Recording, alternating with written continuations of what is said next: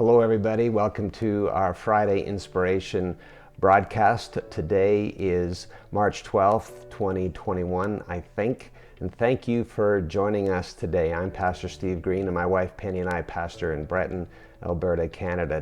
Today I want to look at three biblical, different, and necessary perspectives on holiness. What is holiness? Well, it's three different things, and today we'll look at these three things in a particular sequence that describes the overall process of holiness. When we understand the process, it makes it easier for us to do what holiness does. In my personal understanding of holiness, the first perspective that I became aware of was the third one that we're going to be looking at today, and I didn't know there was more than one. Years later, I became aware of the first one we'll be looking at today, and then again, after a number more years, I finally began to see the second biblical perspective on holiness. So in my personal journey, it's been a bit haphazard all over the map, spread out over time, but today we're going to look at all three of them in their proper sequence.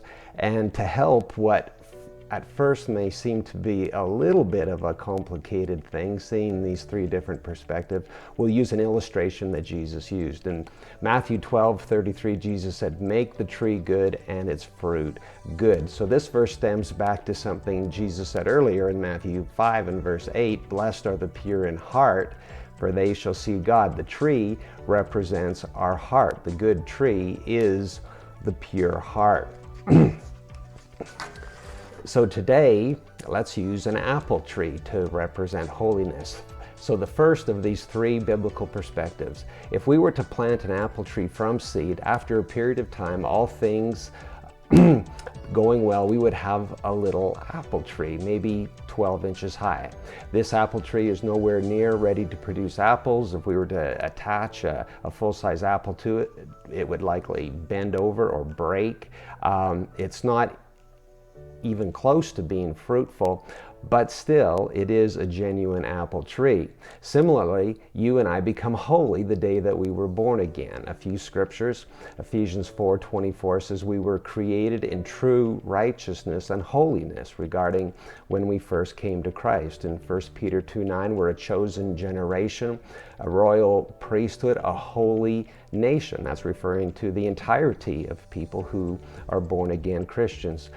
Similarly, Hebrews 3:1, he says, "Therefore, holy brethren, partakers of the heavenly calling." And he calls them holy brethren, even though a couple chapters later, at the end of chapter 5, he describes that they are not living holy lives. So they are still holy brethren, though.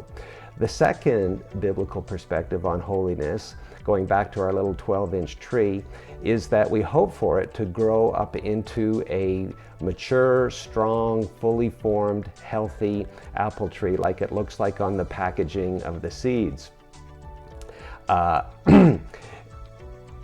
It is still, at this point, once it grows into that fully formed tree, it is still the same tree, but it's in a new condition.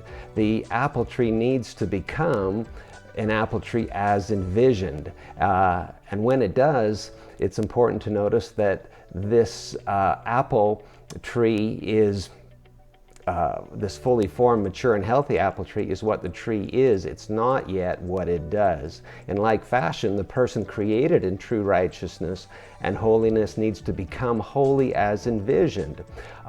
As we'll see in the verses to come, this holiness comes by a process of purification of our heart. It is a heart schooled, trained, and exercised in righteousness. It's the true heart spoken of by Jesus. This holiness is not yet an action, but it is a condition of heart. 1 Thessalonians 3 verses 12 to 13, "And may the Lord make you to increase and abound in love to one another and to all, just as we do to you, so that he may establish your hearts blameless in holiness." That is a condition of heart, blameless in holiness. In Strong's Greek dictionary, hagiosune, the word translated holiness, is defined as the quality of sacredness. In Zahiri's Complete Word Study Greek Dictionary, he describes hagiosune hagiosune as a quality of character for which there need not be any proof. In other words, the condition exists separate from the action. He continues to describe hagiosune by saying, this does not refer to something Christ achieved, but what Christ was in himself, holy. Again, a condition of heart. These definitions simply acknowledge that the tree and the fruit are not the same thing. Holiness here is being described as a tree is described. So the third perspective on holiness, it's going back to our fully formed, mature, healthy apple tree, is the natural and automatic function of the tree is now to produce apples.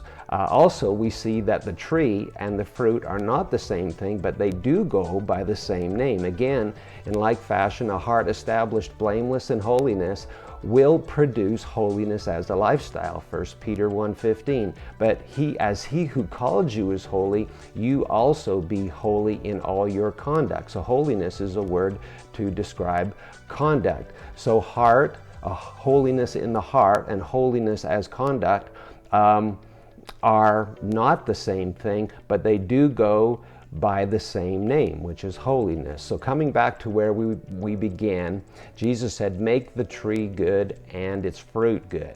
He is acknowledging that the tree and the fruit, although related, are two different things. The value of seeing all three perspectives on holiness is that it helps us recognize these differences. If we focus on making the tree good, making our heart pure, then its fruit by nature will also be good. In other words, we avoid potential problems such as trying to produce a holy lifestyle that is not yet out of a heart that's not yet prepared for it, or perhaps not even knowing that our heart is an issue, or perhaps thinking that our heart is good because what else would it be? So the important question now is, how do we make our heart good? Back to 1 Thessalonians 12 and 13, we read this already. And may the Lord make you to increase and abound in love to one another and to all, just as we do to you, so that he may establish your hearts blameless in holiness.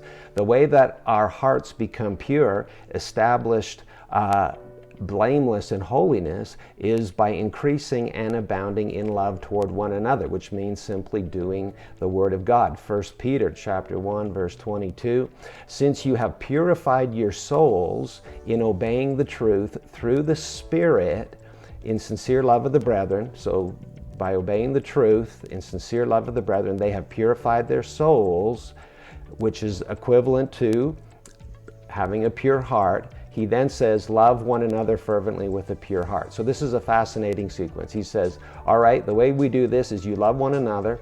Loving one another purifies your heart. And now that you've purified your heart, you can love one another. So, does this even make any sense? Well, let's use the example of forgiving one another to illustrate the point. We choose, in the first instance, we choose to forgive. It's a step of faith. It might be against all inward objections. Things like, they started it, they hurt me, it's not my fault, why should I have to be the one? Again, it might be difficult, perhaps struggling mightily, not yet seeing the big picture, doing it just because God asked us to. Now, when we take this kind of step of faith, it purifies our heart, and then as our heart is purified, it sees clearly, and now forgiveness becomes something that we continue to do, only it is more automatic, more natural. We see the reason. In fact, it becomes maybe absurd that we would not forgive somebody. It becomes more of an instinctive and immediate reaction. The moral of the story is, make the tree good. Thank you for joining us today. This has been today's Friday Inspiration, and we are very glad you joined us.